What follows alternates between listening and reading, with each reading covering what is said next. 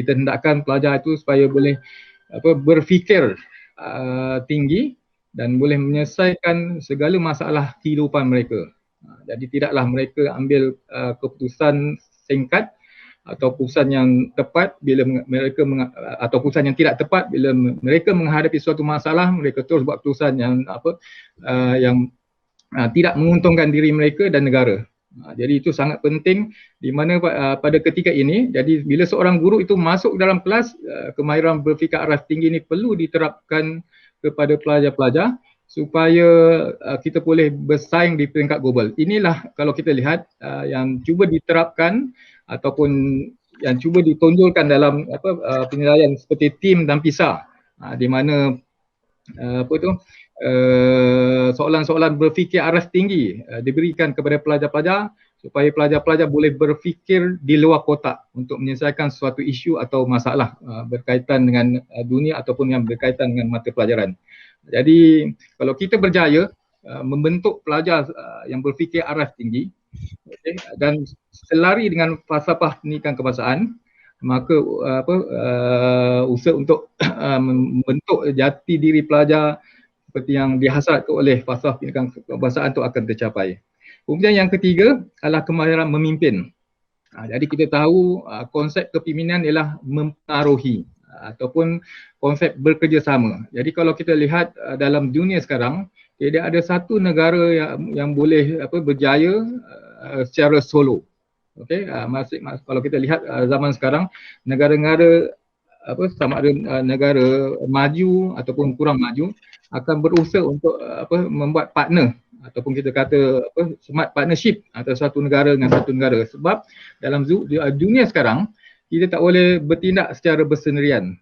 Jadi kemahiran memimpin ni kita nak terapkan kepada pelajar-pelajar. Jadi paling supaya pelajar-pelajar tu ada kemahiran untuk mempengaruhi dan boleh memimpin. Tak kira lah sama ada kumpulan, organisasi ataupun mungkin satu masa nanti dia akan memimpin negara. Ini cabaran yang dihadapi oleh guru untuk melahirkan pelajar yang boleh memimpin. Kemudian yang keempat ialah kemahiran dwibahasa. Okay, walaupun dia cakap dwibahasa di situ maksudnya bahasa Melayu sebagai bahasa rasmi, bahasa pertuturan ataupun bahasa perpaduan dan bahasa Inggeris bahasa antarabangsa, iaitu bahasa komunikasi global, dan ditambah dengan satu bahasa lagi. Kalau di peringkat rendah mereka akan ditawarkan khusus bahasa-bahasa yang berkaitan dengan kaum yang terdapat di negara kita, seperti bahasa Cina, bahasa Tamil, bahasa Iban, Kadazan Dusun, bahasa Arab dan sebagainya. Dan kemudian kalau mereka masuk ke sekolah menengah, mereka akan ditawarkan bahasa antarabangsa lain, seperti bahasa Jerman, bahasa Perancis dan sebagainya. Jadi kita nak warga negara kita ataupun pelajar yang kita hasilkan mempunyai sekurang-kurangnya tiga atau mahir sekurang-kurangnya 3 jenis bahasa. Okey, 3 jenis bahasa. Kemudian yang kelima, etika dan kerohanian. Jadi kita tahu tanpa pegangan agama, tanpa etika, macam mana hebat seseorang itu sekalipun, tanpa kedua-dua perkara ini negara kita tidak akan berjaya. Jadi maksud kerohanian itu ialah berpegang kepada agama yang kuat, moral yang tinggi, berintegriti dan pendidikan civic yang tinggi. Itu antara perkara yang kita cuba terapkan dalam etika dan kerohanian, dan benda ni menjadi amalan apabila guru-guru masuk dalam kelas. Jadi etika dan kerohanian ni perlu diterapkan, perlu diterapkan supaya dia menjadi satu budaya. Nak menjadi suatu budaya bukan suatu perkara yang mudah. Dia perlu memakan masa yang agak lama, mungkin bertahun, berpuluh tahun dan sebagainya. Tapi kita jangan putus asa. Jadi kalau usaha secara berterusan dapat kita lakukan, maka saya yakin prinsip nilai-nilai murni atau etika dan kerohanian ni kita boleh terapkan dalam diri pelajar-pelajar. Tanpa dua perkara ni, elemen ni, negara tidak akan selamat ataupun negara tidak akan musnah dengan begitu mudah kalau tidak ada pegangan etika dan kerohanian. Dan yang terakhir sekali, yang keenam ialah identiti nasional. Kita nak supaya pelajar yang kita hasilkan berpegang teguh pada rukun negara, dan patriotik, dan mereka bangga menjadi negara Malaysia. Macam mana kalau kita lihat negara-negara seperti Jepun kan, kalau kita pergi ke negara Jepun atau negara Korea, mereka begitu bangga menjadi negara mereka. Okey, kalau mereka keluarkan, contohnya kalau kita lihat contoh Korea, okey, kalau kita pergi ke Korea, apa jenama-nama kereta Korea begitu tersergam indah di jalan-jalan besar mereka. Jadi mereka begitu bangga dengan produk yang mereka hasilkan. Jadi kita pun begitu juga, kita bangga menjadi rakyat Malaysia dan kita bangga dengan produk-produk yang kita hasilkan. Jadi itu antara cabaran-cabaran yang guru perlu hadapi bagi menghasilkan pelajar-pelajar sedemikian rupa supaya manusia yang kita dapat hasilkan akan bersifat bertaraf dunia dan bersifat global. Jadi untuk masa ini itu sajalah Dr. Moderator. Terima kasih yang berbahagia, yang berusaha Dr. Yazid. Apabila Dr. Yazid nyatakan tadi kebanyakan yang kita yang digarisi tadi kan, kita lihat kepada bagaimana kemahiran dalam diri guru itu kan perlu ditambah baik. Tapi kalau kita lihat ya, terdapat pelbagai sebenarnya cabaran warga guru kita pada masa kini, terutama apabila hari ini kita dilanda dengan satu situasi yang tidak menentu akibat pandemik COVID-19 ya. Cabaran guru dalam pendidikan kini merangkumi usaha melengkapkan diri dengan kemahiran teknologi maklumat dan komunikasi. Kemudian menangani masalah disiplin dan gejala sosial, pengurusan sekolah yang berkesan, dan malah harapan menggunung ibu bapa serta masyarakat dan banyak lagi. Oleh itu, para guru hendaklah terdiri dari golongan yang kuat semangat perjuangannya dan bersedia untuk mengadaptasi diri dengan perubahan yang berlaku begitu pantas masa kini. Justru webinar kita dan hadirin sudah pasti ingin merungkai persoalan yang nampak mudah tapi perlu diperincikan dengan teliti oleh yang berusaha Profesor Madya Dr. Zabidi, iaitu apakah yang dimaksudkan dengan guru Malaysia yang kompeten ataupun kata yang cakap. Dipersilakan. Okay, bismillahirrahmanirrahim. Assalamualaikum warahmatullahi taala wabarakatuh dan salam sejahtera. Terima kasih kepada yang bahagia Profesor Madya Dr. Zuraidah Abdullah, moderator, dan juga rakan sekerja, rakan satu jabatan yang saya hormati, rakan panel Dr. Yazid Abdul Manaf, Timbalan Rektor Pusat Pembangunan Latihan IPGM Institut Pendidikan Guru, IPGM Kementerian Pendidikan Malaysia. Yang saya hormati Ketua Jabatan Profesor Madya Dr. Faizal Abdul Ghani, rakan-rakan teknikal Dr. Intan dan juga Dr. Syaril ya. Dan juga yang saya raikan, yang saya hormati kerana meluangkan masa pada petang ini untuk bersama-sama dengan webinar, semua audien yang bersama-sama menyertai webinar ini. Okay, tanpa audien kami hanya bercakap sesama kami sahaja. Jadi itulah pentingnya audien bersama dengan kami pada petang ini ya. Berbalik kepada persoalan yang dikemukakan oleh moderator tadi. Soalan pun macam nak kena viva dah ni. Okay, satu soalan berkaitan dengan kecekapan. Apa kecekapan? Apakah yang dimaksudkan dengan kompetensi? Apa maksud kecekapan yang perlu dimiliki oleh guru-guru? Sebenarnya apabila menerima tajuk ini pada peringkat awal pun, saya pun memikirkan juga nak terima tak terima, nak terima tak terima. Sebenarnya kerana saya bercakap kepada mereka yang dah memang cakap. Iaitu guru-guru ini memang daripada awal lagi adalah mereka yang memang kompeten. Kerana tak kompeten maka mereka tidak akan menjadi seorang guru. Okay? Saya boleh kaitkan dengan satu kaedah fiqh di sini. Walaupun dia ini kaedah fiqh, tetapi saya boleh kaitkan dengan realiti di sini.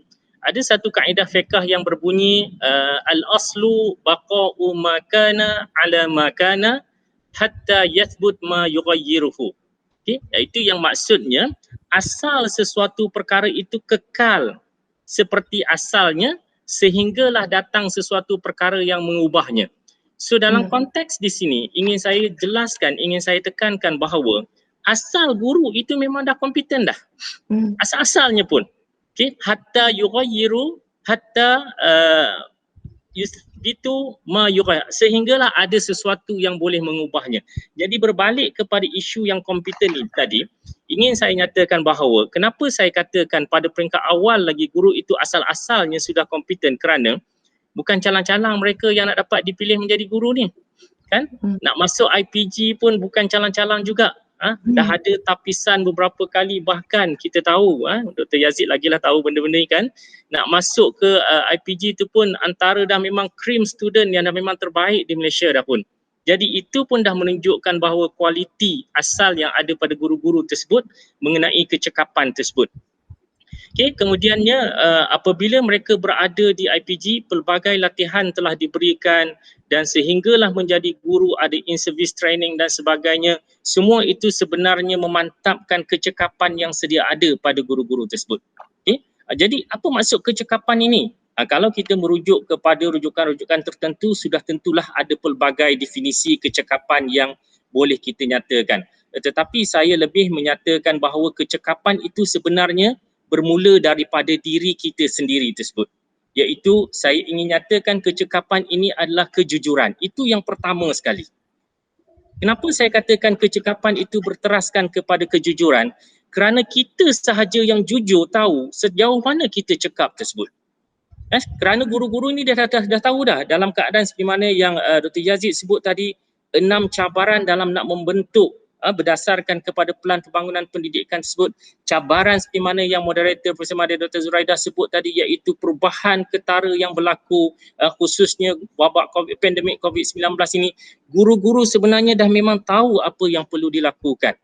Tetapi yang saya nyatakan di sini bahawa dia jujur ataupun tidak mengaku bahawa dia kompeten atau tidak kompeten dalam aspek tersebut. Contohnya katalah dalam konteks sekarang, kita nak mengajar memerlukan kepada teknologi, of course. Saya dulu pun Google Meet pun tak pernah guna. Sekarang dengan Zoom, dengan Webex dan sebagainya. Saya bila nak mengajar, nak mengaku tak? Nak jujur tak bahawa saya tahu atau tidak tahu mengenai perkara tersebut? Itu yang pertama yang saya ingin nyatakan berkaitan dengan kecekapan ini adalah terletak kepada kejujuran kita untuk menentukan bahawa kita sebenarnya cekap ataupun tidak. Walaupun kita tidak nafikan dalam standard Guru Malaysia 2009 dan juga standard Guru Malaysia SGM 2.0 juga menyenaraikan antara beberapa kecekapan yang perlu dimiliki. Okay, berbalik pada soalan tadi, apakah kecekapan yang perlu dimiliki? Kita dapat rumuskan kepada 3, iaitu yang pertamanya nilai, yang keduanya ilmu, yang ketiganya kemahiran. Nilai itu yang penting. Seperti mana yang Dr. Yazid sebut tadi bahawa kita nak membudayakan suatu yang positif dalam diri itu adalah merupakan suatu yang sangat sukar. Kerana kadang-kadang kita sudah memang terpengaruh dengan budaya-budaya yang tertentu yang memang kita sukar nak ubah. Maka nilai itulah yang perlu kita miliki tersebut. Jadi sebab itu saya balik kepada kecekapan yang kecekapan yang dimaksudkan tadi adalah asal-asalnya guru itu memang sedia adanya cekap, tetapi akan berlaku kecekapan itu akan berubah apabila ada keadaan-keadaan tertentu yang kita akan bincang kemudian. Okay. Jadi yang keduanya, kecekapan itu saya katakan bahawa kebolehan untuk melaksanakan sesuatu. Jadi untuk menentukan bahawa kebolehan melaksanakan sesuatu ini bergantung kepada sejauh mana dia jujur mengakui bahawa dia sebenarnya cekap atau tidak cekap dalam aspek tersebut. Okay? Itulah yang saya dapat faham berkaitan dengan kecekapan ini, lebih kepada balik kepada diri kita sendiri. Sebelum kita nak nilai bahawa orang itu cekap ataupun tidak, pihak ini cekap ataupun tidak, kompeten tak kompeten, sebenarnya pertama sekali kita kena tanya kepada diri kita sendiri bahawa untuk menghadapi cabaran-cabaran sebenarnya yang Dr. Yazid sebut tadi, kita sudah memiliki jujurnya, kita sudah memiliki ataupun tidak semua kompetensi yang perlu dilakukan. Okay? Sebab itu kita perlu ingat ada satu kata-kata menyatakan di sini kejujuran ini akan membuatkan hati kita sentiasa tenang kerana tidak ada kerisauan sekiranya terbongkarnya kekurangan. Okay? Maksudnya di sini kalau memang kita jujur mengaku bahawa kita kompeten, fine. Tapi kalau kita tak kompeten, kita mengaku, jadi tidak ada sesuatu yang akan merisaukan kita kerana kita sudah jujur mengakui bahawa ada yang kita tahu, ada yang kita tak tahu. Yang jadi masalah kalau kita duk rasa kita sentiasa tahu apa yang sebenarnya kita tak tahu. Okay? Jadi setakat ini, itu dahulu saya sebagai mukaddimahnya, iaitu kecekapan ini pada saya adalah kemahiran, kebolehan untuk melaksanakan sesuatu, tetapi di mana ukuran kecekapan itu adalah sebenarnya kembali kepada diri kita sendiri sebagai pendidik tersebut. Itu terlebih dahulu. Saya serahkan semula kepada Prof. Madya Dr. Zuraidah. Ya, terima kasih. Prof. Madya Dr. Zabidi, menarik ya. Saya tak pernah terfikir bahawa kecekapan ataupun kompetensi itu bermula dengan kejujuran. Di situlah idealnya diri kita ya. Kalau kita jujur dengan kita sebagai guru, jika kita rasa kita ada kekurangannya seboleh mungkin ya, kita cuba menambah baik diri kita. That's why kalau kita tengok hari ini kan, bagaimana guru-guru seharusnya bekerja secara berkolaboratif ya, bekerjasama dan tidak menyendiri ya, seorang-seorang ya, kita belajar dengan orang lain. Dan sebagaimana juga Prof. Madya Dr. Zabidi nyatakan tadi bahawa kompetensi ya, guru itu akan diukur. Sebenarnya boleh diukur kan Prof? Boleh. Dari tiga aspek penting ya. Kalau kita tengok tadi, kita tengok dari segi pengetahuan dia, sebagaimana juga Dr. Yazid nyatakan tadi, kalau kita dah tahu kita ni dicabar, cabaran yang mendatang itu sudah pasti memperkatakan tentang apakah pengetahuan yang kita ada untuk kita mengatasi masalah yang ada di hadapan kita, pengetahuan. Kemudian kemahiran.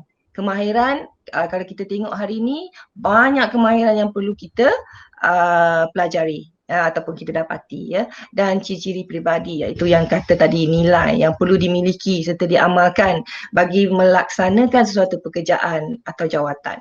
Walau bagaimanapun apabila menyentuh tentang tahap kompetensi ya, Dr. Yazid, Prof. Madya Dr. Zabidi, guru-guru tidak dapat lari daripada merenung kembali beberapa isu atau peristiwa yang agak kontroversi dan juga pencapaian guru sama ada di peringkat tempatan maupun antarabangsa. Walaupun pada minggu lepas ya, telah dinyatakan, baru semalam ke yang menyatakan bahawa UPSR ditiadakan, telah dimansuhkan. Tapi ya, pada tahun 2005 ya, tersiar di dada akhbar, ibu bapa di Malaysia membelanjakan kira-kira 4 bilion ringgit Malaysia setahun untuk menampung kos kelas tuition anak-anak.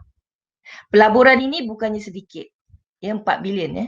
Jika ditinjau dari sudut positif, ini menunjukkan kesedaran ibu bapa tentang peri pentingnya pendidikan anak-anak. Namun dari sudut yang berbeza pula, kita dapati ini memberikan gambaran bahawa pengajaran guru di sekolah belum memadai bagi tujuan melengkapkan murid dengan ilmu pengetahuan.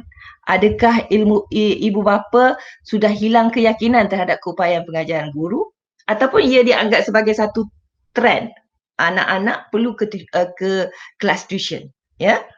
Bagi saya, kalau guru itu ya kompeten, guru itu telah mengajar dengan baik, sudah pasti ya anak-anak ini tidak perlu lagi ke kelas tambahan atau ke kelas tuition. Bila melihat kepada isu ini, okey, apakah resepi ataupun mungkin pandangan ya utama ya menurut pandangan yang berusaha Dr. Yazid lah, bagi menjadikan seseorang guru itu benar-benar kompeten, berwibawa dan dihormati selaku pengamal profesion keguruan yang terbaik? Doktor, silakan. Okey, terima kasih Dr. Zuraidah. Okey, saya tertarik apabila Dr.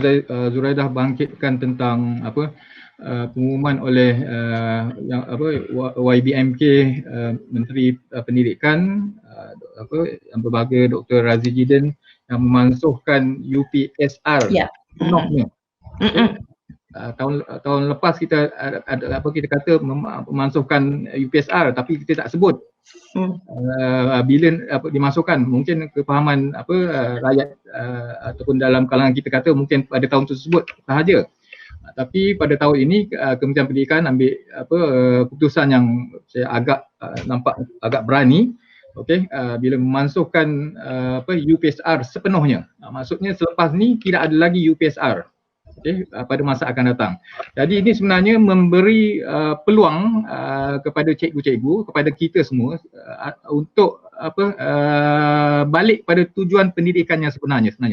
Selama ini apabila adanya UPSR, anak-anak kita terutama yang berada di sekolah rendah mungkin sejak daripada tahun 1 telah dihantar ke pusat tuition semata-mata untuk supaya nanti bila tahun 6 bila mereka mengambil UPSR mereka dapat 5A, 6A ataupun sebagainya lah. Jadi yang kita dapat lihat bahawa sistem pendidikan kita ketika itu adalah berorientasikan perpiasaan. Tapi bila yang berhormat Menteri Pendidikan memaklumkan membuat pengumuman yang UPSR dimansuhkan, ini merupakan satu peluang baik supaya kita balik pada tujuan asal pendidikan untuk membentuk pelajar-pelajar berdasarkan pada falsafah pendidikan kebangsaan. Sebenarnya di peringkat rendah itulah kita nak membentuk peribadi pelajar, karakter pelajar dan sebagainya. Tapi kalau pada ketika peringkat rendah tu kita telah fokus pada pesaan, jadi tujuan sebenar pendidikan tu dah hilang. Semata-mata kita kejar berapa banyak A dan sebagainya. Jadi saya nampak ini suatu hikmah yang baik sebenarnya, satu peluang yang baik untuk kita lihat secara positif bahawa pentaksiran bilik darjah ataupun PBD akan diperkasakan. Ini merupakan satu peluang kepada cikgu, bagi autonomi kepada cikgu untuk membuat penilaian di dalam bilik darjah tentang pencapaian atau kemajuan pelajar-pelajar yang dididiknya. Ini satu peluang yang baiklah sebenarnya, peluang yang baik supaya kita dapat mengembalikan tujuan sistem pendidikan yang sebenarnya. Berbalik pada persoalan yang diutarakan, resepi utama untuk menjadikan seorang itu benar-benar kompeten, berwibawa dan dihormati selaku pengamal profesion keguruan yang terbaik. Jadi saya lihat dia punya resepi utama ialah pada saya ambil hadis Nabi, satu hadis Nabi, siapa yang menghendaki kejayaan hidup di dunia hendaklah dengan ilmu, siapa yang menghendaki kejayaan hidup di akhirat hendaklah dengan ilmu, dan siapa yang menghendaki kedua-duanya kejayaan hidup di dunia dan akhirat hendaklah dengan ilmu. Jadi resepi utama untuk menjadi seorang guru-guru yang benar kompeten, berwibawa dan dihormati selaku pengamal profesion adalah ilmu. Kita pun sedia maklum, makhluk pertama yang Allah ciptakan dekat dunia ni adalah ilmu. Jadi dengan lain perkataan, seperti yang disarankan oleh Kementerian Pendidikan Malaysia dalam bentuk pembelajaran sepanjang hayat. Menuntut ilmu ni adalah satu daripada pembelajaran sepanjang hayat. Jadi untuk menjadikan kita kompeten, jadi kita kena sentiasa menuntut ilmu. Menuntut ilmu seperti yang kita alami sekarang ni, seperti dimaklum oleh PM Dr. Ahmad Zabidi tadi, bila COVID, mungkin generasi macam saya lah, mungkin generasi sama dengan generasi Dr. Ahmad Zabidi, kita tak biasa menggunakan teknologi digital. Kita tak biasa mengajar menggunakan Google Meet, tak biasa mengajar menggunakan Zoom, tak biasa mengajar menggunakan Google Classroom. Tapi bila COVID-19 datang, jadi tanpa memikirkan, kita tak tahu, kita cuba belajar suatu benda yang baru. Kita cuba belajar sesuatu yang baru dan akhirnya tak kira daripada golongan apa sekalipun, kita berjaya mengatasi perkara tersebut. Dan dengan itu, sebab itulah Kementerian Pendidikan Malaysia mengeluarkan manual pengajaran dan pembelajaran di rumah ataupun PDPR, sebagai salah satu panduan. Jadi jadi untuk kita menjadi guru yang kompeten, berwibawa dan hormati, seperti yang saya sebut tadi, kita perlu menuntut ilmu. Sebab itulah Dr. Zuraidah, Kementerian Pendidikan Malaysia ataupun Suruhanjaya Perkhidmatan Awam menghendaki kaki tangan awam mengikuti kursus sekurang-kurangnya 7 hari setahun. Jadi sebenarnya untuk meningkatkan kita punya pengetahuan, kemahiran dan nilai dalam bidang tugas kita. Jadi bila seorang itu kompeten, ada ilmu, jadi dia akan bekerja dengan cekap dan kerja produktiviti dia akan meningkat. Itu sebab disarankan setiap orang penjawat awam tu mengikuti kursus kurangnya 7 hari. Tapi di peringkat Kementerian Pendidikan Malaysia kita bagi kelonggaran kepada 5 hari, untuk mengikuti kursus setahun 5 hari. Jadi kita harap bila seorang itu menghadiri kursus selama 5 hari setahun, paling tidak dia boleh meningkatkan kemahiran pengetahuan dan nilai yang berkaitan dengan bidang tugas tersebut. Tapi itu dari segi satu segi, itu dari segi kompeten pekerjaan kita. Tapi yang lebih penting yang kita nak capai, guru yang berjiwa pendidik. Ini pokok persoalan utama untuk dapatkan guru yang betul-betul berjiwa pendidik.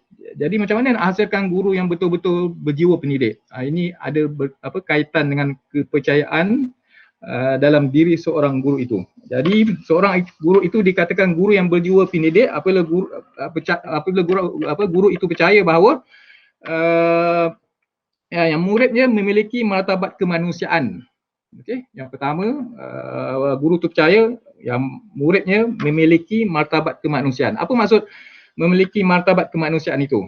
Iaitu setiap pelajar kita ada maruah diri, harga diri. Maruah diri dan harga ini boleh ditingkatkan dengan ilmu, dengan kemahiran membaca, menulis, mengira, boleh meningkatkan pengetahuan, boleh meningkatkan kemahiran pelajar, boleh meningkatkan sosial ekonomi pelajar. Itu apa maksud martabat kemanusiaan tu. Jadi kita hendaklah percaya dengan ilmu yang kita curahkan kepada pelajar boleh meningkatkan martabat manusia atau martabat pelajar itu sendiri. Yang kedua, guru itu mesti percaya bahawa pelajar berpotensi untuk berkembang. Pelajar berpotensi untuk berkembang.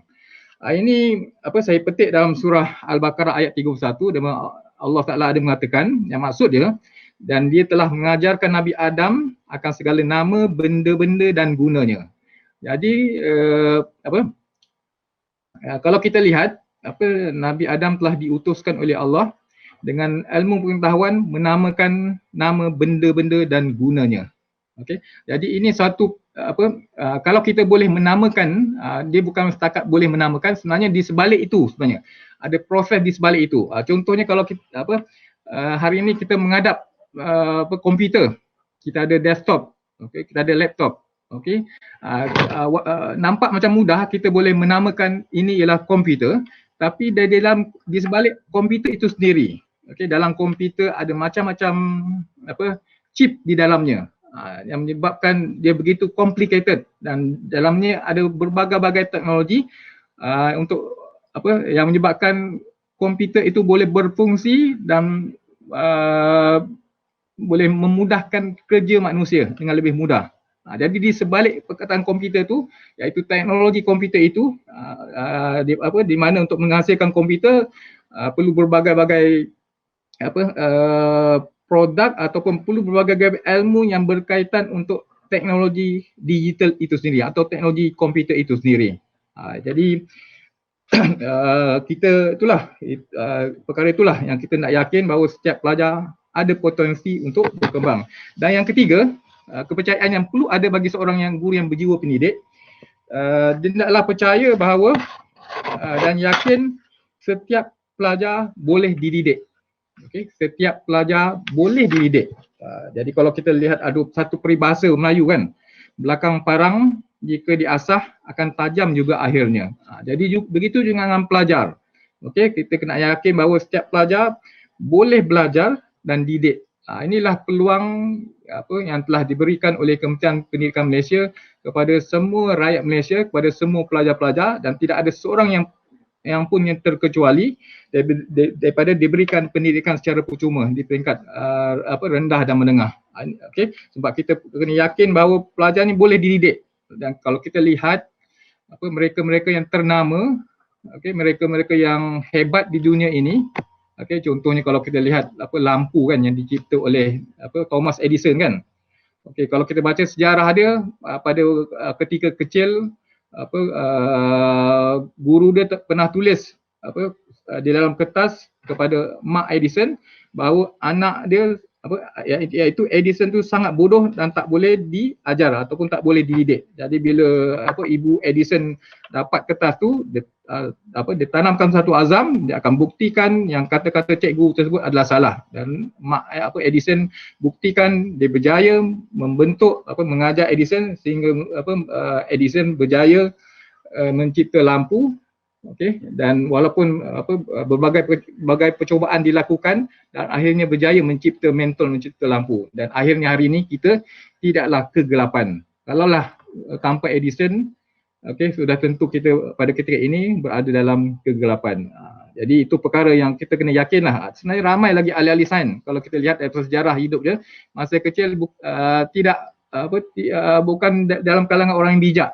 Okey, tapi oleh kerana sistem pendidikan ketika itu berjaya merubah cara dia berfikir, jadi menyebabkan seorang pelajar itu berjaya. Inilah yang kita hasratkan dalam sistem pendidikan kita. Kita cuba ubah cara berfikir. Jadi kalau kita berjaya ubah cara berfikir, nanti kita akan berjaya ubah sikap, dan akhir sekali kita berjaya ubah tingkah laku. Tapi kalau kita gagal untuk merubah cara berfikir, sudah tentulah sikap dan tabiat sukar untuk diubah. Jadi berbalik pada soalan pertama tadi yang yang Dr. Moderator maklumkan ataupun tanya tentang cabaran guru. Sebenarnya pada masa sekarang ni, Kementerian Pendidikan Malaysia ataupun guru-guru di seluruh Malaysia untuk mencapai pelajar-pelajar yang berciri global menjalankan pembelajaran abad ke-21. Jadi dalam pembelajaran abad ke-21 lah diterapkan 6 kompetensi global. 6 kompetensi global. Jadi antaranya kreativiti, komunikasi, kewarganegaraan, pemikiran kritis, sasiah dan kolaboratif. Kemudian di peringkat Institut Pendidikan Guru Malaysia, di peringkat IPG Campus,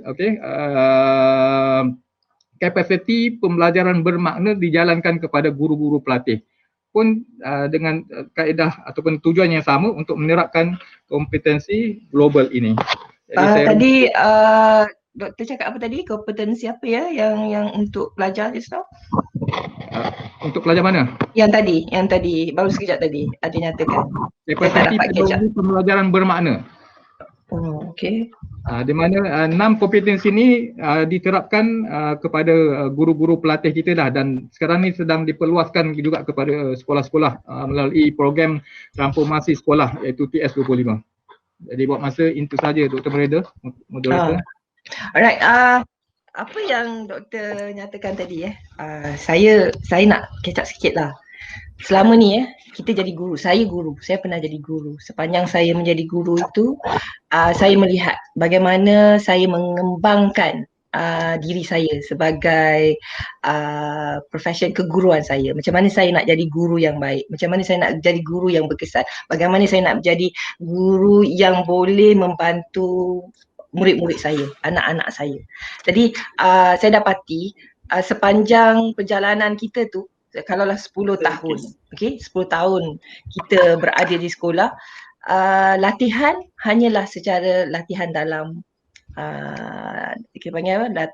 Latihan dalam LDP latihan dalam saya dah lupa dah. Yang LPS, dalam latihan LPS kot. Ladap ya. Ladap yes. Ladap kan. Dalam masa yang sama ia kadang-kadang berlaku secara umum, ya, latihan yang diberikan ataupun keperluan saya untuk meningkatkan ruh keguruan saya itu kadang-kadang tidak kenalah, kerana keperluan yang sebenar itu hanya tidak dinyatakan, tidak diberi peluang kepada guru-guru untuk menyatakan apa yang dia inginkan, kerana semuanya dilaksanakan oleh pihak atasan, ya.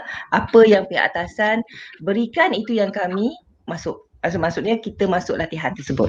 Alright, itu satu.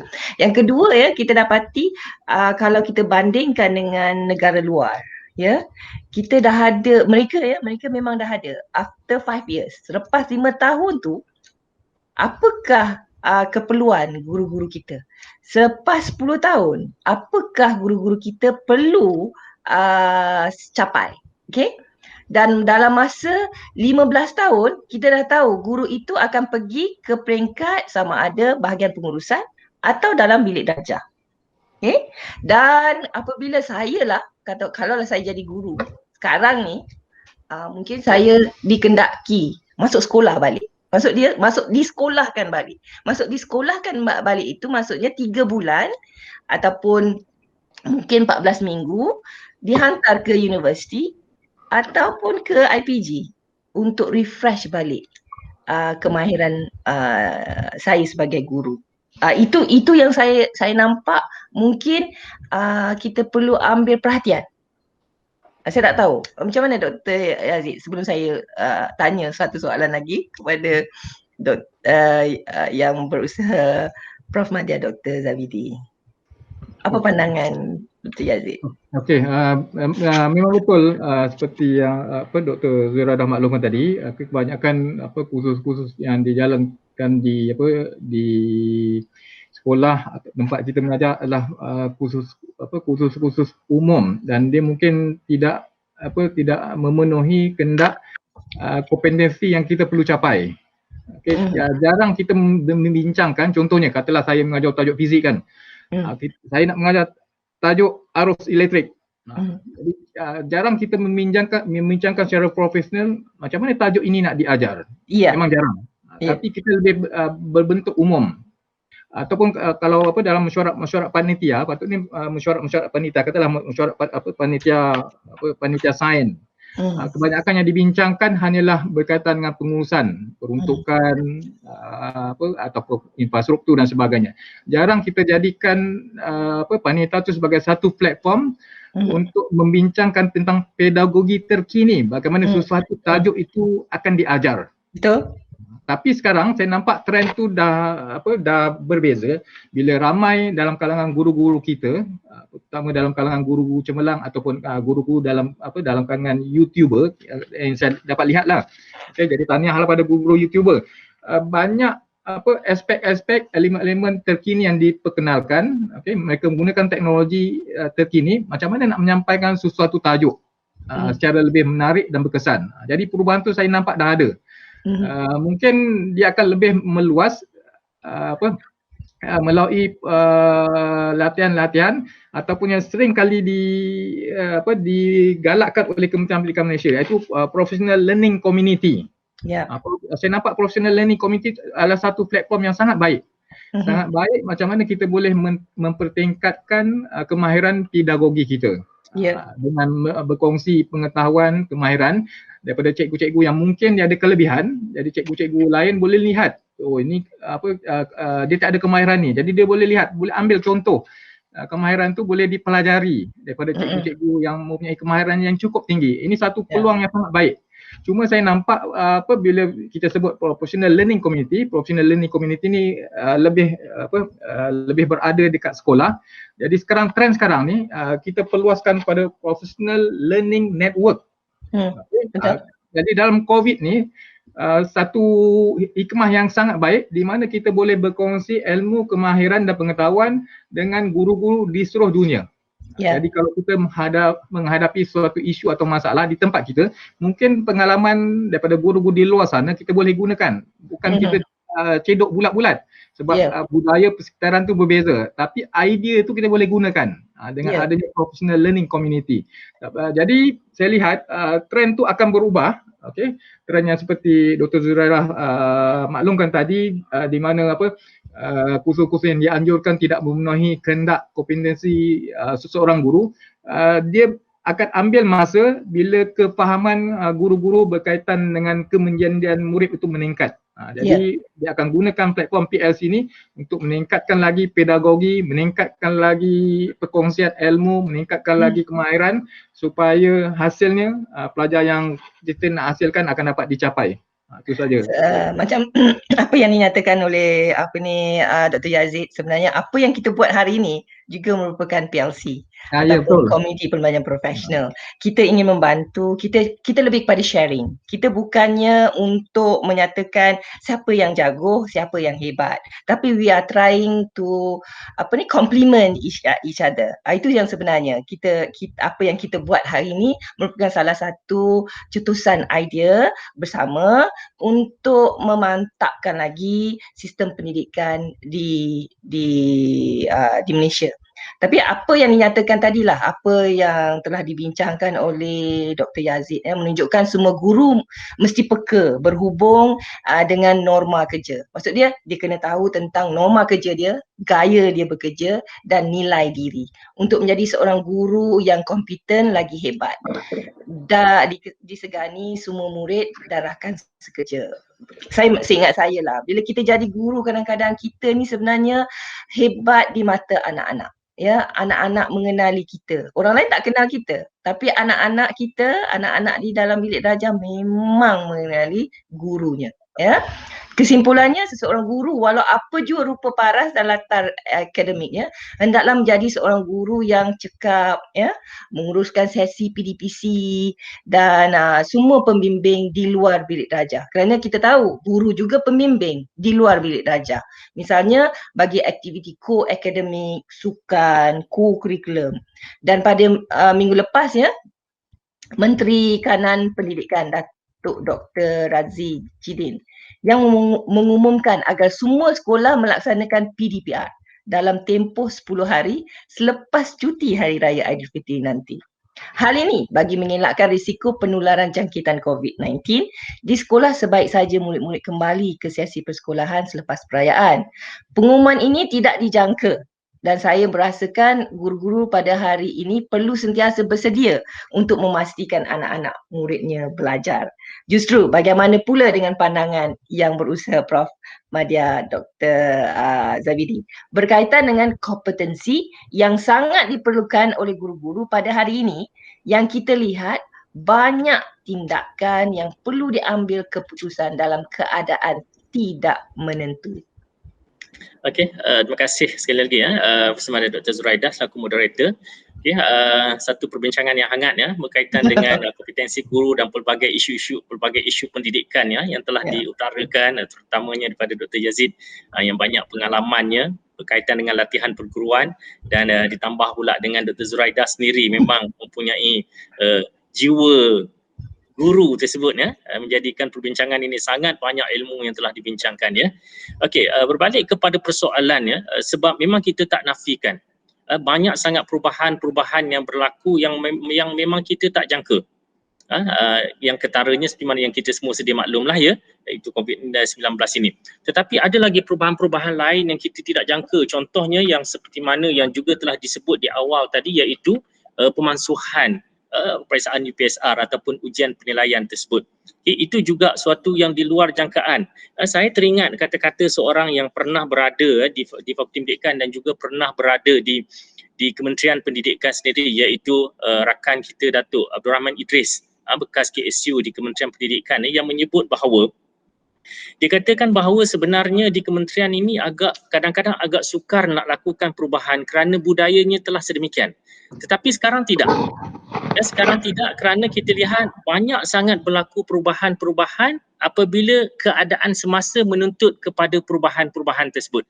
Jadi ini adalah satu refleksi, satu tindak balas yang sangat positif iaitu kita tidak lagi terikat dengan budaya sedia ada, kita tidak lagi terikat dengan paradigma yang sedia ada yang menyatakan bahawa itu sahaja cara di Malaysia ini mesti hanya melalui penilaian, ujian, peperiksaan sahaja yang boleh menilai pelajar, tetapi hakikatnya tidak. Hakikatnya tidak, ada lagi pelbagai cara yang perlu ataupun boleh dilakukan. Jadi kita pun faham di peringkat kementerian itu sendiri dia ada beberapa tahapnya, tetapi yang pada saya yang penting sekali adalah peringkat pelaksana iaitu guru-guru kita tersebut. Adakah guru-guru kita itu turut selari, turut seiring boleh menerima perubahan-perubahan yang dibuat oleh pihak kementerian? Itu yang sangat penting pada saya, kerana guru inilah merupakan tunjang utama dalam memastikan segala perancangan, segala aktiviti, segala program yang nak dilaksanakan tersebut memang dapat dilaksanakan. Okay? Sebab itu kalau kita rujuk pada saya, selain pada guru-guru ini sendiri, peringkat yang paling dekat dengan guru-guru untuk membantu guru-guru juga telah dinyatakan dalam Pelan Pembangunan Pendidikan adalah peringkat PPD.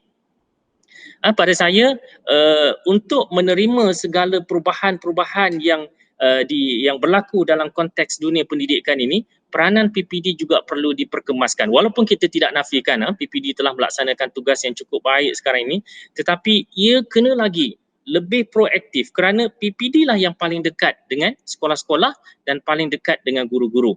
Kita tak nafikan kalau setiap sekolah itu dia memainkan peranan tersendiri. Sekolah A contohnya, apabila menerima perubahan tertentu, dia terus ambil tindakan. Sekolah B pula dia ambil tindakan mengikut cara dia. Ini kemungkinan akan berlaku konflik pemahaman, interpretasi yang berbeza antara sekolah A dengan sekolah B. Tetapi sekiranya PPD yang paling dekat dengan sekolah-sekolah tersebut boleh menyelaraskan program, boleh menyelaraskan aktiviti, boleh menentukan apakah latihan yang paling bersesuaian yang perlu diberikan kepada pihak sekolah dan guru-guru, sudah tentu pada saya itu akan meningkatkan lagi keberkesanan. Okay? Jadi pada saya itu antara peringkat-peringkat yang perlu diperkemaskan lagi, walaupun kita tak nafikan ada penilaian pentaksiran PPD pada setiap tahun, tetapi perlu lagi cari jalan lagi bagaimana untuk membantu peningkatan PPD tersebut. Kerana mereka lah yang pada saya, yang kita katakan kalau kita nak kaitkan dengan school based management tersebut, kita nak mengharapkan school based management mungkin agak sukar kerana sekolah-sekolah ni dia ada pemahaman perbezaan dia yang tersendiri. Tetapi kalau kita jadikan PPD itu sebagai base management, pada saya itu akan menjadikan keadaannya lebih rapat dengan sekolah-sekolah tersebut, lebih rapat dengan guru-guru, bahkan PPD sendiri akan ada kontak dengan pihak yang lain, mana yang Dr. Yazid sebut tadi. Okay? Bukan sahaja konteks untuk menyelesaikan isu dalaman di persekitaran itu saja, tetapi boleh kontak dengan pihak JPN, boleh kontak dengan pihak kementerian, bahkan luar negara sendiri, diberi ruang yang lebih luas tersebut. Sudah tentu kita rasa tidak menjadi satu halangan yang besar kepada guru-guru untuk menerima perubahan-perubahannya. Sebab saya nampak, saya pun mantau lihat dalam Facebook rakan-rakan guru sangat positif. Bagilah apa pun. Okay? Ini cabarannya, kalau kena jadi frontliner, kena duduk depan, ambil suhu, ambil.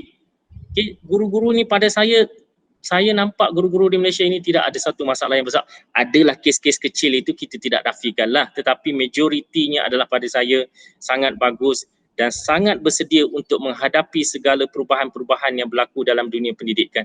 Bahkan kalau kita kaitkan dengan fakulti kita, jabatan kita sendiri pun, ramai guru-guru kita tahu dia orang ni dah memang sibuk. Dah pelbagai tugas di sekolah yang mereka kena buat, tapi masih nak sambung belajar. Semangat untuk lifelong learning itu masih lagi ada. Walaupun mereka tak tentu lagi habis belajar ni dapat apa-apa yang mereka nak tersebut, tetapi jiwa untuk belajar, untuk mencari ilmu itulah sentiasa ada pada guru-guru kita. Jadi saya nampak satu budaya yang sangat positif. Berlakulah apa pun perubahan dalam dunia pendidikan, guru kita ini sentiasa bersedia untuk menerima segala perubahan-perubahan tersebut. Bahkan mereka lah antara yang kita katakan champion untuk melaksanakan. Sebenarnya juga cabaran kita di universiti ini, apabila guru-guru ini bersemangat, kita kena bagi lebih baik lagi. Apa lagi yang kita boleh bagi lebih baik kepada rakan-rakan guru supaya mereka kembali sekolah nanti, mereka dapat berkongsi sesuatu yang lain, bukan datang ke sini bawa balik benda yang sama sahaja. Jadi sebenarnya juga pihak IPG sudah tentulah dia ada modul latihan yang tersendiri. Kita di universiti pun perlu memberi latihan terutamanya berkaitan dengan penyelidikan supaya apa yang dicakap oleh guru-guru itu nanti adalah fakta bukti yang berteraskan kepada penyelidikan dan bukan hanya berasaskan kepada andaian semata-mata. Jadi berbalik pada persoalan tadi, saya cukup yakin dengan jiwa keguruan yang ada pada majoriti guru, mereka sentiasa berusaha untuk menambah baik kecekapan mereka untuk menghadapi segala perubahan-perubahan. Tak ada lagi guru yang terkongkong dengan paradigma mengatakan itu sahaja cara yang boleh dilakukan. Bahkan sekarang kita lihat kalau ada pertandingan inovatif dan sebagainya, guru-guru bahkan pelajar-pelajar sekolah rendah pun saya rasa lebih baik kadang-kadangnya daripada kita di universiti ini. Itu menunjukkan budaya ilmu yang sangat hebat berlaku dalam negara kita. InsyaAllah saya yakin dengan kerjasama di antara macam Dr. Yazid dan juga bersama Dr. Zuraidah sebut tadi, sharing, kita katakan perkongsian professional learning community ini juga adalah wadah yang cukup baik untuk lagi meningkatkan kualiti yang sedia ada, yang macam saya sebutkan awal tadi bahawa al-aslu baqa'u makana ala makana, asalnya memang dah cukup bagus, kita cuba nak kekalkan dan tambah baik kecekapan yang sedia ada itu saja. Okay, saya rasa itu saja buat masa ini. Terima kasih. Semakin panas, macam dibakar-bakar dengan kata-kata yang diberikan oleh Prof. Madya Dr. Ahmad Zabidi, dan hati saya pun semakin panas apabila kita pun ada masalah sedikit dan ingin saya nak bagi pihak kami ingin mohon maaf kepada peserta-peserta yang masuk melalui Facebook, dan kerana ada masalah teknikal, tak ada suara, dan Dr. Muhammad Syahril Nizam telah mengambil tindakan semerta untuk mengatasinya, kerana sekarang ni kita sebenarnya apa yang kita buat ni sebenarnya di universiti, di UM, tetapi kita cuba yang terbaik. Inilah kita kata uncertainty, kita cuba buat yang terbaik, kita dah cuba beberapa kali. Tapi bila the real time, ini dia yang membawa kepada bagaimana untuk menyelesaikan masalah itu oleh setiap ahli jawatankuasa ataupun dalam tim kami ni.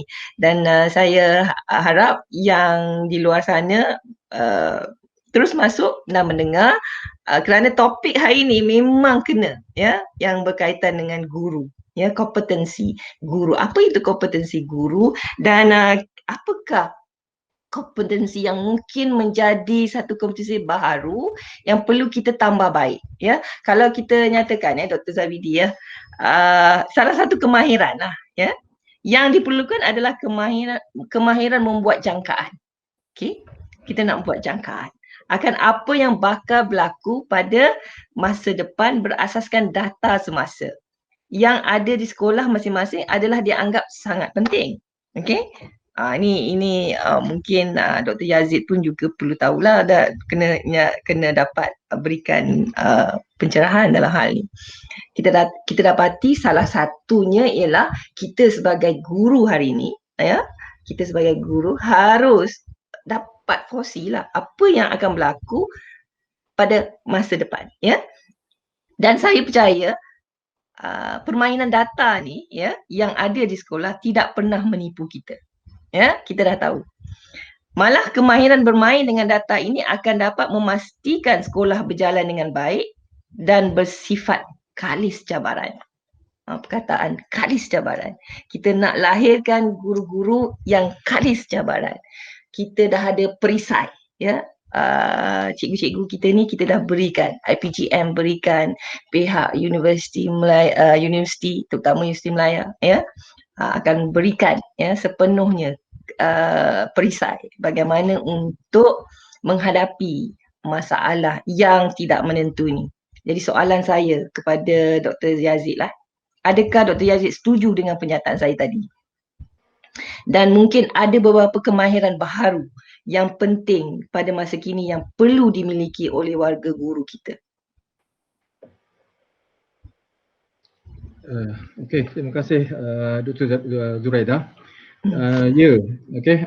Apa yang dikatakan oleh Dr. Moderator berkaitan dengan istilah kalis cabaran, kalis cabaran. Memang kita akui cabaran tu memang sangat banyak, dan COVID-19 adalah salah satu daripada cabaran yang datang, dan dia datang dan belum pergi lagi. Dia datang dan tak pergi-pergi lagi.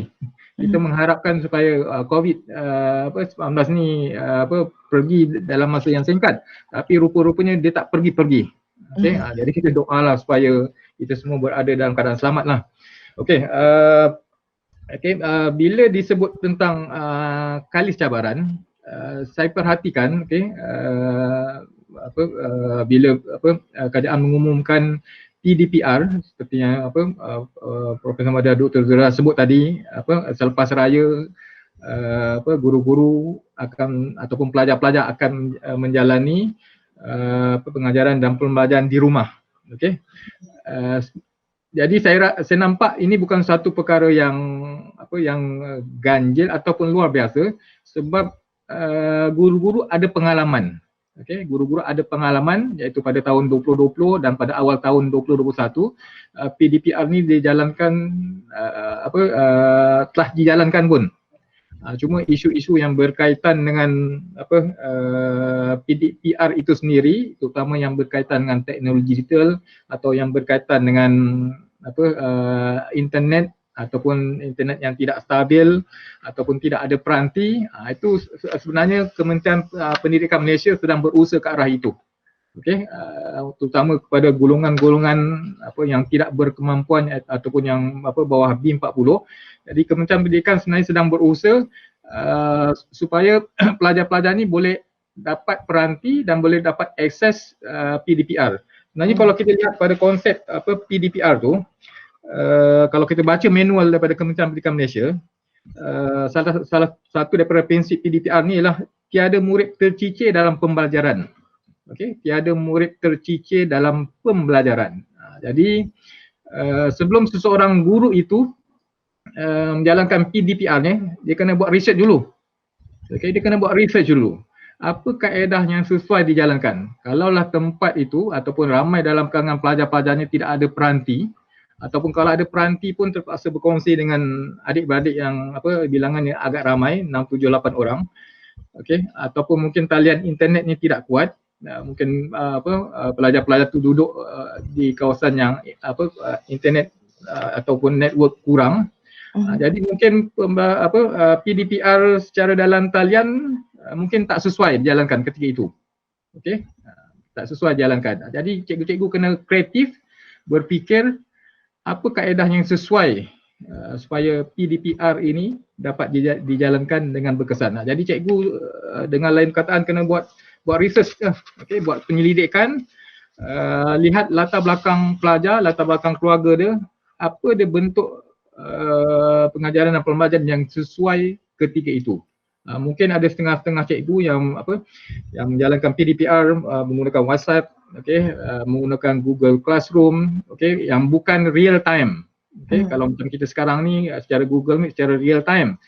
Okey, jadi pembelajaran secara dalam talian secara fleksibel, waktu tu difleksibelkan. Jadi maksudnya pelajar-pelajar akan mengikuti pengajaran dan pembelajaran di waktu mereka lapang ataupun jika tiada masalah ada segi gangguan internet dan sebagainya. Jadi itu yang perkara yang perlu difikirkan. Okey, saya ingin saya tertarik dengan PM Dr. Ahmad Zabidi tadi yang mengatakan KPM buat perubahan tapi agak sukar. Tadi Dr. Ahmad Zabidi ada sebut, ya memang betul. Okey, ni diakui oleh pengurusan tertinggi KPM jika mereka ingin lakukan perubahan. Perubahan itu memang ambil masa dan agak sukar nak dijalankan. Saya bagi contoh, okey, yang KPM telah lancarkan atau telah buat ialah PBS, pentaksiran berasaskan sekolah. Okey, jadi pentaksiran berasas sekolah itu adalah salah satu daripada pentaksiran yang diperkenalkan supaya kita tidaklah 100% sistem pendidikan kita berasaskan perpisaan. Jadi sebab itulah diperkenalkan pentaksiran berasaskan sekolah. Dia lebih kurang macam pentaksiran bilik darjah lah. Jadi autonomi ni kepada guru. Tapi entah macam mana pentaksiran berasaskan sekolah ni diubah bertukar macam seolah-olah seperti perpisaan. Jadi siapa yang ubah pun kita tak tahu.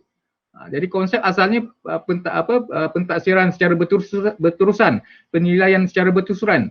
Tapi entah macam mana PBS ni telah bertukar pada perpisaan.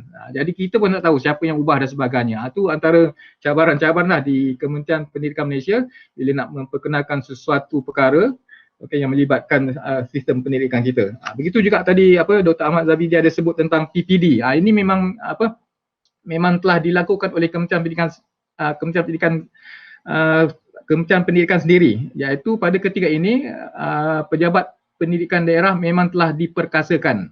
Kalau dulu arahan semua datang daripada top ke down, daripada Kementerian Pendidikan, kemudian ke JPN, kemudian kepada PPD, kemudian kepada sekolah. Tapi sekarang penstrukturan telah berlaku dan kerajaan memberikan empowerment terutamanya kepada PPD, Pejabat Pelajaran Daerah, Pejabat Pendidikan Daerah, kerana mereka lebih faham keadaan di sekolah-sekolah mereka. Sebab itulah ada jawatan-jawatan penting untuk membantu ataupun memberi sokongan kepada sekolah. Di antaranya jawatan yang diwujudkan ialah SISC+.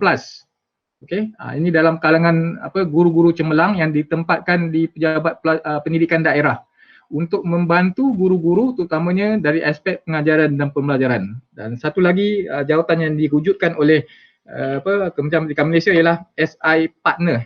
SI Partner, iaitu ini jawatan ini dalam kalangan pengetua cemerlang. Dilantik untuk membantu pengetua-pengetua sekolah meningkatkan keupayaan supaya sistem pendidikan di sebuah sekolah tu dapat seperti yang dihasilkan dalam falsafah pendidikan kebangsaan. Jadi dua jawatan yang diwujudkan di PPD ini adalah salah satu daripada sistem sokongan yang memberikan sokongan kepada guru-guru bagaimana nak mengatasi sesuatu masalah ataupun cabaran ataupun isu. Dan apabila cikgu-cikgu ni menerima sokongan ataupun pertolongan daripada pegawai-pegawai ini memudahkan kerja buat cikgu lah, kerja buat cikgu supaya fokusnya kepada pengajaran dan pembelajaran itu sendirilah. Jadi pada ketika ini saya nampak antara kemahiran penting yang perlu dimiliki oleh seorang guru itu ialah dan telah pun dimiliki oleh kebanyakan daripada guru-guru. Sebab apa saya berani kata itu? Sebab kalau tak PDPR tak berlaku. Jadi kalau kita tengok dekat YouTuber, cikgu-cikgu YouTuber sangat banyak menyumbangkan bahan-bahan pengajaran dan pembelajaran dalam pelbagai mata pelajaran. Jadi dalam naratif baru pendidikan ketika ini, dalam COVID-19 ini, saya nampak antara kemahiran yang sangat penting yang perlu kita miliki ialah cybergogi. Dan kita selalu sebut benda ni cybergogi sebelum COVID-19 datang. Tapi rupa-rupanya cybergogi sangat berguna ketika COVID ini. Jadi dalam cybergogi itu kita kena belajar kemahiran untuk menyampaikan pengajaran dan pembelajaran dengan menggunakan atas talian ataupun dalam talian. Sebelum ni mungkin generasi saya lah ataupun ramai di kalangan kita semua, generasi pada ketika ini yang tidak dilatih menggunakan platform digital. Memang tak pernah kita bila pergi ke praktikum, semasa latihan praktikum dulu sebelum kita jadi guru, kita mengajar secara bersemuka, kita pergi ke sekolah melakukan pengajaran dan pembelajaran. Tapi bila COVID-19 praktikum seperti itu tak dapat dijalankan. Jadi cikgu-cikgu yang berada sekarang ni berada di pusat pengajian tinggi, mungkin dekat UM mungkin sendiri, ataupun di IPG, mereka ni dilatih praktikum dalam talian. Ini kemahiran yang mereka miliki yang mana kita dulu tak miliki. Tapi saya nampak oleh kerana kesungguhan cikgu-cikgu, walau apa jua keadaan situasi yang datang, mereka berjaya tempuhi perkara ini dengan jaya. Jadi sikap terbuka menerima apa jua cabaran dan apa jua situasi perlu ada. Jadi dan ini ada kaitan dengan pentaksiran itu sendiri. Kalau kita menggunakan PDP dalam talian, sudah tentu pentaksiran alternatif menjadi pilihan. Pilihan yang ada. Dan pentaksiran pensel ataupun secara tulisan mungkin dah tak sesuai ketika ini dan terpaksa ditukar secara pentaksiran alternatif.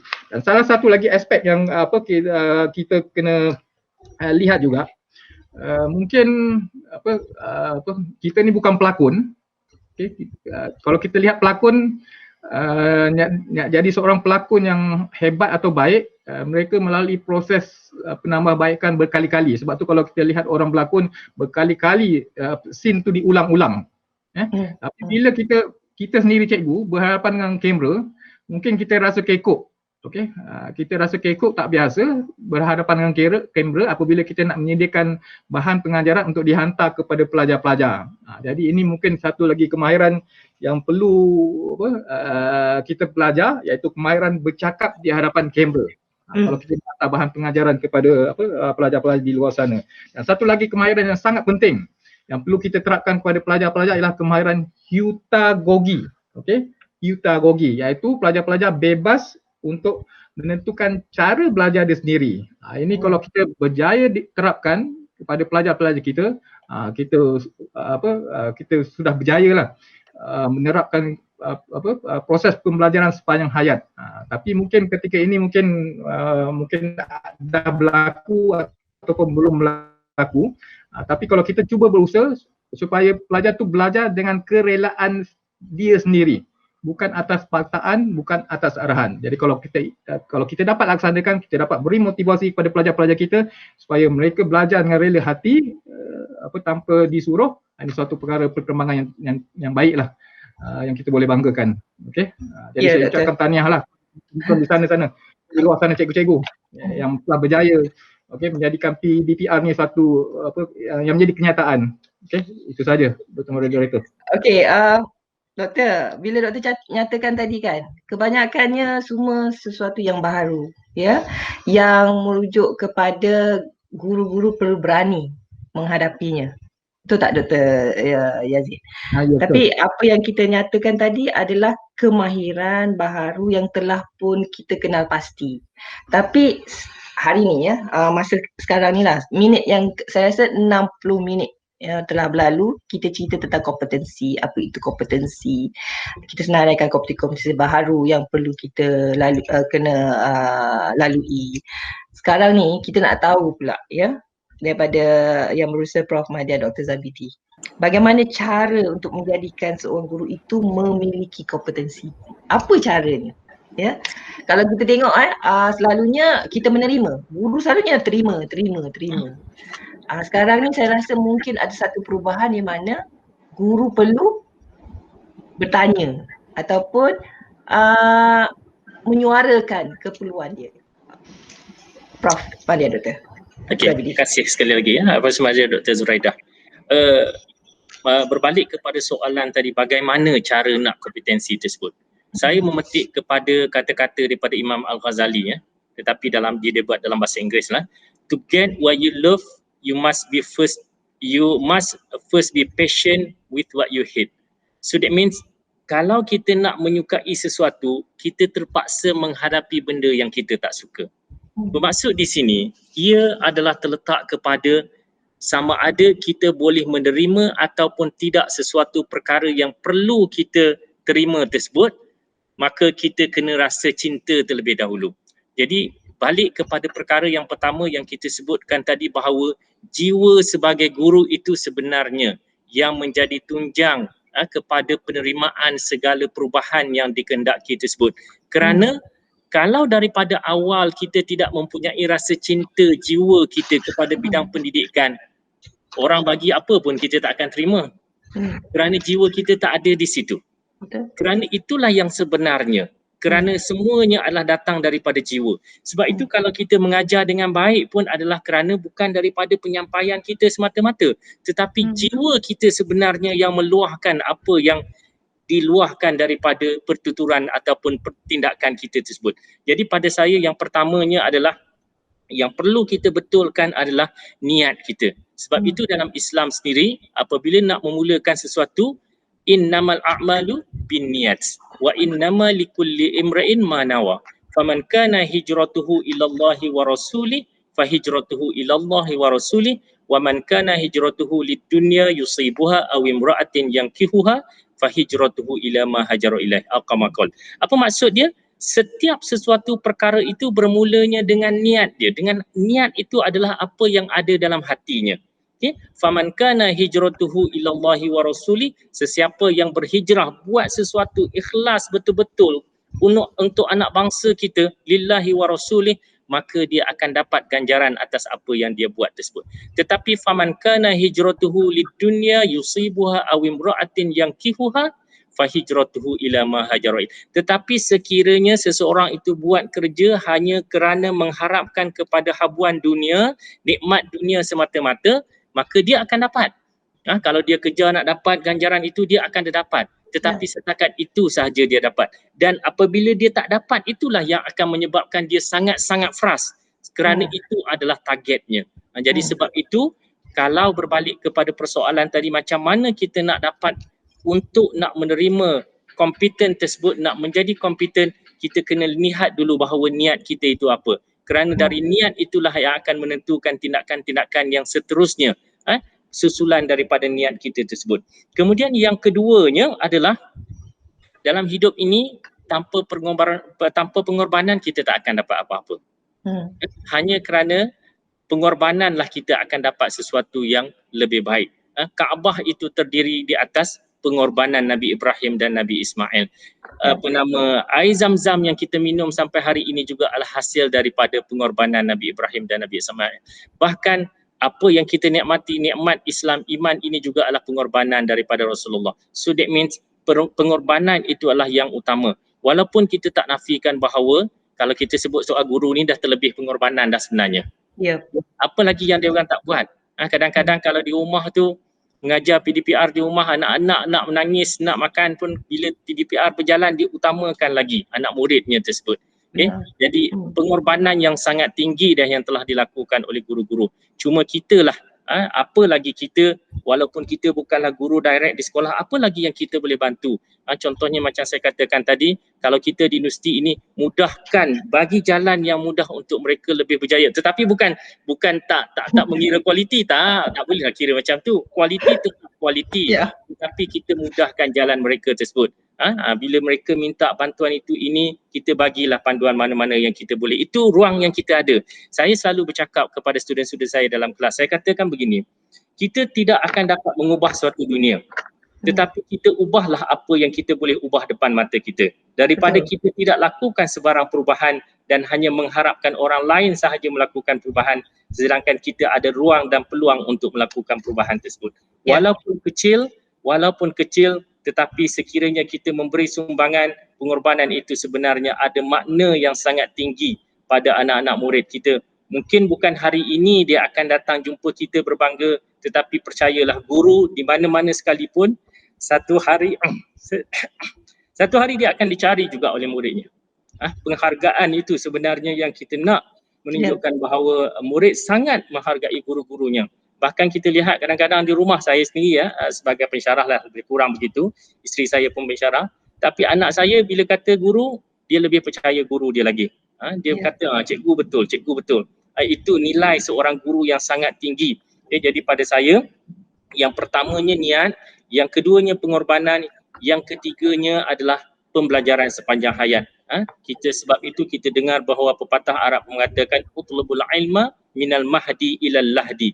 Tuntutlah ilmu daripada buayan, bahkan kalau kita mengikut kepada ajaran Islam sebenarnya ketika proses dalam mengandung itu sendiri pun dah belajar dah kan. Didengarkan untuk nak anak cantik bagi dengar surah Yusuf, nak bagi anak kuat iman akidahnya bagi dengar surah Maryam contohnya. Itu juga adalah satu proses pembelajaran. Bahkan sampailah ke liang lahat dibaca talqin, juga diajar lagi. Jadi kita yang hidup ini kalau tak nak belajar, sebenarnya kita dah mati. Kerana kita tidak nak belajar. Sedangkan orang yang mati pun ditalqin, ma rabbuka, lagi diajar lagi. Apa yang perlu dijawab sekiranya malaikat datang bertanya kepada kamu, siapa Tuhan kamu? Jawablah Allahu Rabbi dan sebagainya. Jadi ini menunjukkan bahawa hanya dengan ilmu nak belajar secara berterusan itulah sebenarnya antara punca untuk meningkatkan kompetensi seseorang guru tersebut, walaupun dia berada di peringkat mana sekalipun. Tidak ada pernah berhenti soal menuntut ilmu tersebut. Jadi itulah yang tiga perkara. Dan yang keempat, yang terakhirnya saya ingin kongsikan di sini, kompeten ini sebenarnya bukan untuk kita. Kompeten ini sebenarnya adalah untuk orang lain. Kita kompeten sendiri tetapi kita tak boleh bagi sumbangan untuk orang lain, kita tak akan sama dengan apa yang hadis Rasulullah sebut, khairun nas anfa'uhum linnas. sebaik-baik manusia itulah mereka yang boleh beri manfaat kepada orang lain. Itu sebaik-baik manusia yang diperakukan oleh Rasulullah yang paling baik di atas muka bumi ini. Jadi kalau kita berbangga kita kompeten, aku cakap itu, aku cakap ini, tetapi hanya kita sahaja berbangga, tidak boleh memberi kebaikan kepada orang lain, maka itu adalah suatu yang sia-sia sahaja, kerana kita tidak menyamai apa yang Rasulullah sebut, khairun nas, sebaik-baik manusia adalah mereka yang banyak memberi manfaat kepada orang lain. Jadi bagaimana kita nak kompeten itu boleh memberi manfaat kepada orang lain, maka kita boleh ikut sifat yang Rasulullah ada, iaitu al-amin, iaitu yang boleh dipercayai. Ya, apabila kita buat sesuatu, guru buat sesuatu, murid, pelajar, ibu bapa boleh percaya, itu sebenarnya yang menunjukkan bahawa kita kompeten. Tapi kalau kita buat sesuatu, murid tak boleh terima, ibu bapa tak boleh terima, maka kita kena cek semula. Yang pertama macam saya katakan tadi, iaitu kita kena cek semula secara jujur, mana lagi kelemahan kita. Kenapa kita masih lemah lagi? Walaupun kita dah lalui pelbagai proses, dah belajar pelbagai proses, dah banyak ilmu belajar, tetapi ada lagi apa yang kita katakan itu sukar diterima. Di mana silap kita? Kerana kalau kita tuding jari satu kepada orang, mungkin sebenarnya 4 lagi kembali kepada kita. Jadi muhasabah sentiasa berterusan supaya kita ada self-corrected, iaitu kita sentiasa menilai diri kita, kerana tak ada manusia yang sempurna, maka proses pembelajaran secara berterusan untuk memperbaiki diri bagi faedah orang lain, pada saya itulah sebenarnya kompetensi seseorang pendidik kepada anak bangsa kita. Saya rasa itu saja. Terima kasih pada terima kasih, cantiknya kata-kata Al-Ustaz Profesor Madya Dr. Ahmad Zabidi, adindaku. Sebagaimana yang dinyatakan tadi, saya rasa itulah yang sebenarnya. Apabila kita memperkatakan tentang bagaimana, dia balik pada diri kita. Ya Dr. Zabidi, kita balik pada diri kita. Kita nak atau tidak mahu berubah. Memanglah perubahan itu sesuatu yang sakit kerana sesuatu yang baru. Mungkin itu bukan, dia telah mengganggu zon selesa kita, dan ketika itulah kita akan melihat sama ada kita berjaya atau tidak melangkaui kesukaran tersebut. Memang akan tense. Jadi mereka yang membuat dasar seperti Dr. Yazid ya, ataupun yang berada di atas yang mengarah itu akan melihat ya bagaimana untuk menyelesaikan permasalahan guru-guru untuk mereka berjaya melalui setiap hurdle yang ada. Dan saya ingin mengulangi apa yang dinyatakan oleh Profesor Madya Dr. Zabidi. Yang pertama ya, kalau kita kata niat ya, kita bermula dengan niat, kemudian kita perlu ada rasa pengorbanan ya. Bila kita bekerja sebagai guru, memang banyak pengorbanan yang telah kita lakukan, dan pengorbanan ini merupakan satu perjuangan ya. Bila kata guru ada perjuangannya tersendiri. Yang ketiga, yang ini paling penting, ini adalah sesuatu yang selalu saya katakan, iaitu pembelajaran sepanjang hayat ya. Pembelajaran sepanjang hayat ini perlu ada dalam diri kita. Kita tak boleh kata berhenti. Walaupun kita 60 tahun nanti kita pencen kan, Dr. Yazid, jangan sesekali kata kita akan berhenti untuk belajar. Ya, kita banyak lagi ilmu-ilmu lain untuk kita ikuti. Dan yang keempat, memberi manfaat. Yang inilah kita kata platform ya, untuk kita memberi manfaat kepada orang lain, walaupun sedikit. Dan yang seterusnya, kita kena juga menunjukkan kepada kita sebagai guru ya. Kalau ibu bapa pun anak-anak tak percaya, hanya guru saja, bagi mereka guru dekat sekolah itu lebih boleh dipercayai ya. Dia lebih menghormati guru mereka daripada ibu bapa ya. Saya nampaklah memang betul lah, anak saya semua dah besar ya. Kalau kita lihat hari ni ya, guru-guru sentiasa menjadi idola anak-anak murid. Tapi dalam masa yang sama ya, saya nak tanya, ini soalan terakhir, tapi sebelum terakhir lah, ada satu soalan untuk Dr. Zabidi daripada peserta. Ya, Dr. Zabidi ya, ada. Mungkin Dr. Intan boleh hantar beberapa lagi soalan ya yang dikemukakan ya, kalau ada lah. Kerana kita punya topik ni agak panas ya. Tak terasa pun dah 4.30 4.37 rupanya. Alright.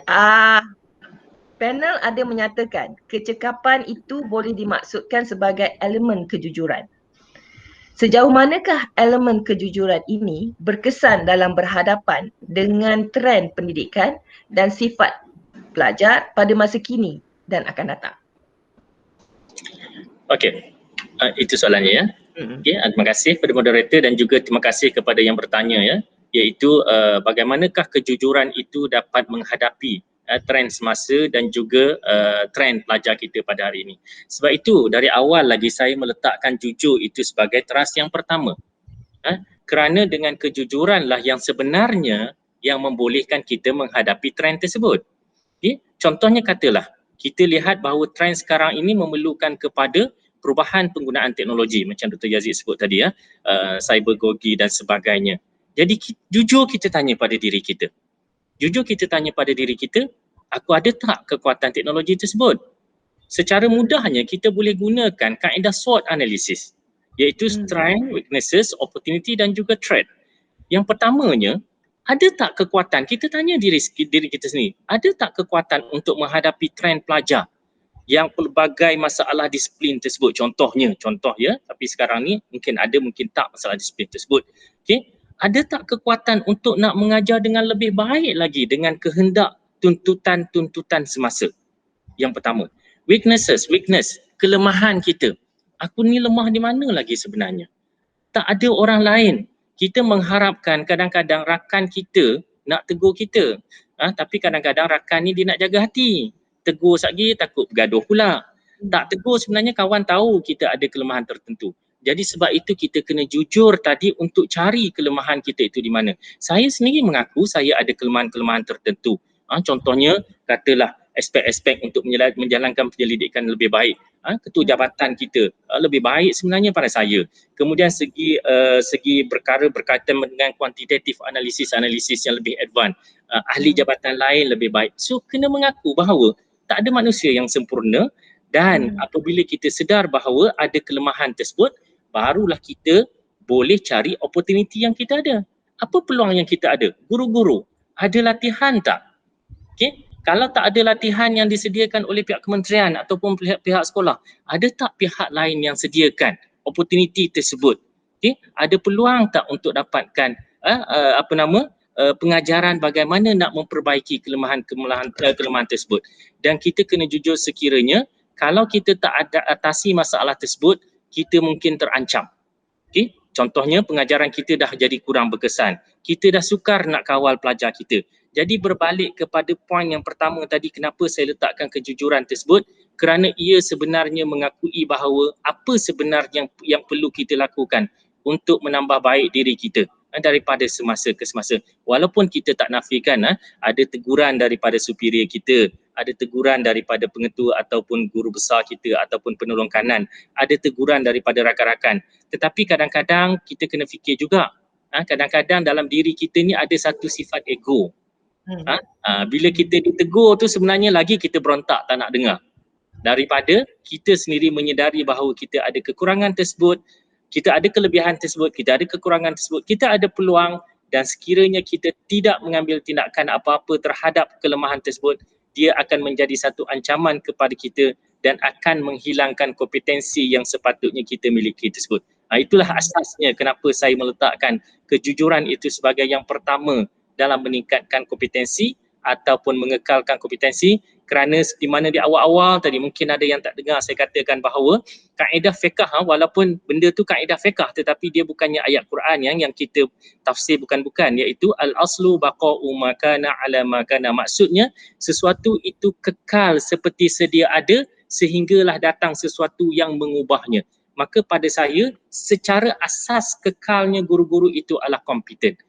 Cuma apabila ada datang sesuatu sahaja yang boleh mengubah kompetensi, maka dengan itulah dia perlukan kejujuran untuk menentukan sama ada dia boleh menghadapi ataupun tidak segala tekanan-tekanan datangnya, sama ada daripada perubahan sistem pendidikan ataupun datangnya daripada pelajar itu sendiri. Itu saja. Terima kasih.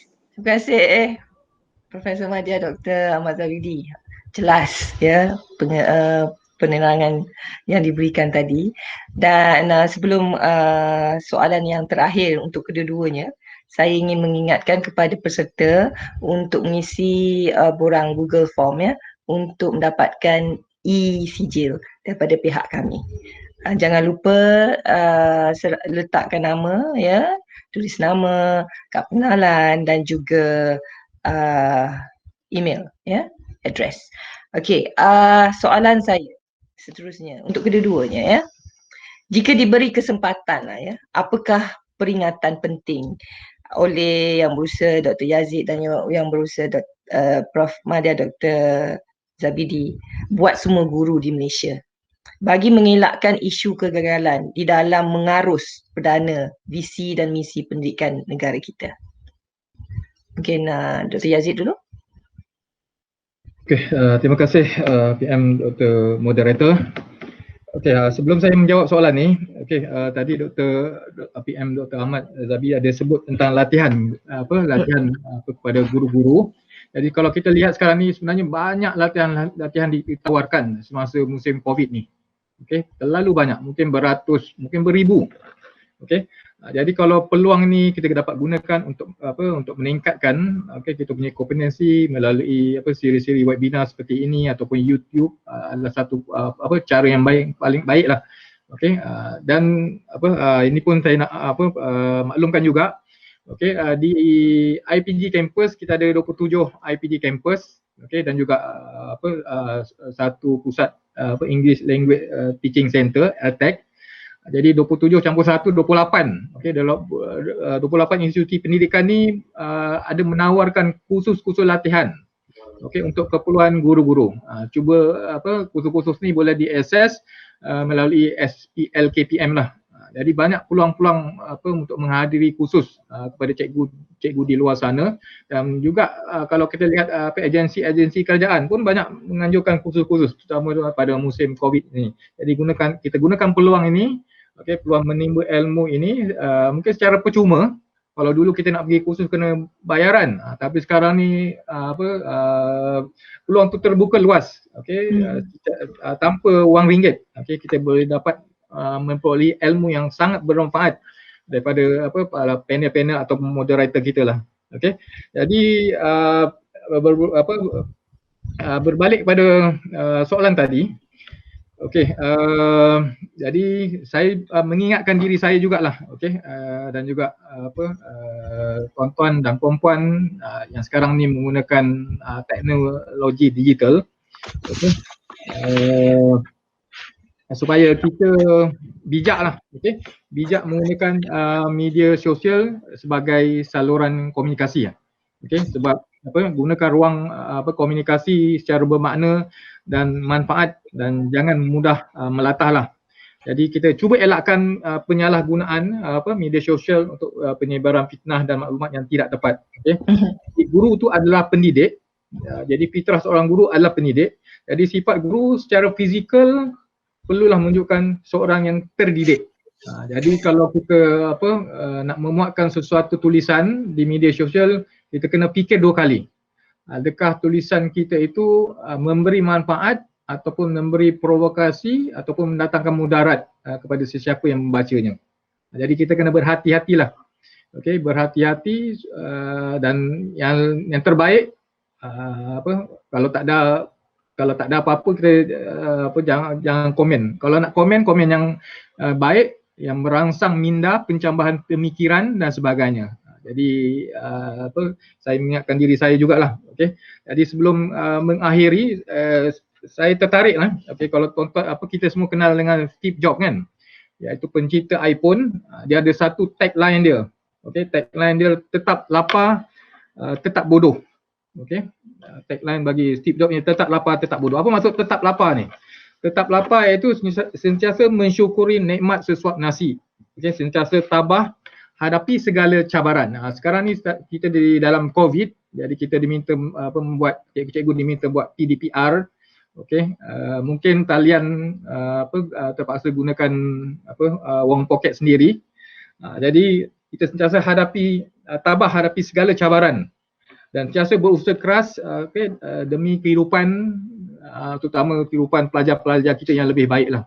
Tu maksud tetap lapar. Tetap bodoh ni pula bermaksud bersikap berbuka kepada perkara-perkara baharu. Jadi teknologi digital, Google Classroom, EduWeb, TV dan sebagainya adalah satu-satu teknologi yang baru. Jadi kita terbuka untuk belajar perkara-perkara inilah. Okay. Kemudian sentiasa merasa diri kita serba kekurangan dan sentiasa belajar dan terus belajar. Okay. Mempelajari pelbagai ilmu baru. Okay. Dan semakin banyak kita belajar, semakin banyak benda sebenarnya yang kita tak tahu. Jadi kita jadi seperti padi, semakin berisi, semakin tunduk. Jadi itu saja untuk soalan ni, Dr. Moderator. Saya serahkan kepada Dr. Moderator. Terima kasih. Seterusnya kepada Profesor Mahathir Dr. Ahmad Zahid. Okey, terima kasih sekali lagi kepada Profesor Mahathir Dr. Zuraidah selaku moderator. Saya nak rumuskan apa yang kita bincang pada hari ini untuk kompetensi guru ini kepada 2 poin sahaja. Yang pertamanya, kita percayalah bahawa guru-guru ini adalah insan yang terpilih untuk menjadi guru. Sebab ayat Quran sendiri menyebut la yukallifullahu nafsan illa wus'aha. Kita sudah ditentukan bahawa ataupun tuan-tuan dan puan-puan sudah ditentukan sebagai seorang guru. Bukan semua orang boleh menjadi guru. Okay? Jadi apabila sudah dipilih menjadi guru tersebut, maka percayalah bahawa memang mempunyai kualiti, kompetensi yang sebenarnya melayakkan anda untuk menjadi guru.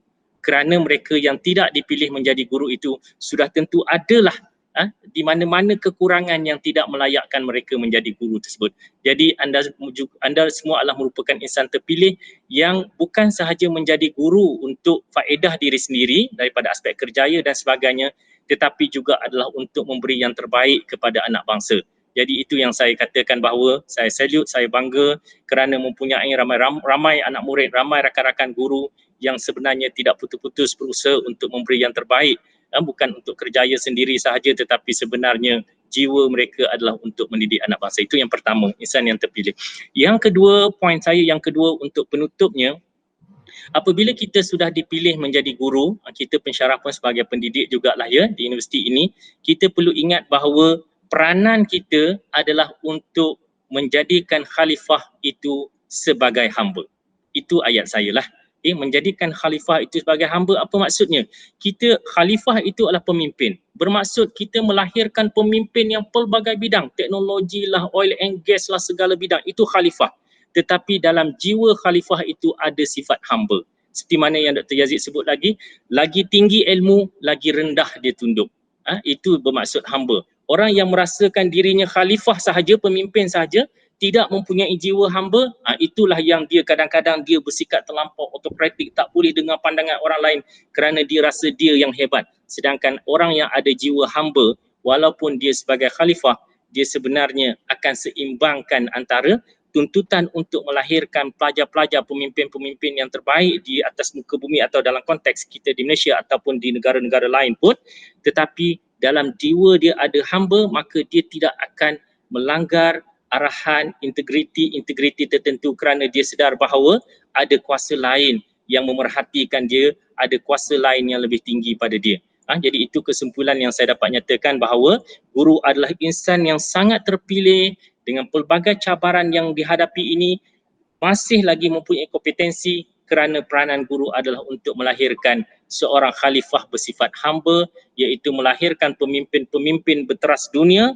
tetapi mempunyai sifat tawaduk, rendah diri, rasa dia bukanlah yang segala-galanya kerana ada kuasa lain yang lebih baik, yang lebih hebat daripada kuasanya tersebut. Okay, itu saja sebagai penutupnya. Terima kasih sekali lagi kepada penganjur dan juga kepada moderator di atas peluang yang diberikan ini. Okay, sebarang kekurangan itu saya mohon maaf, saya banyak lagi kekurangan, tak banyak ilmu, okay, banyak lagi nak kena belajar.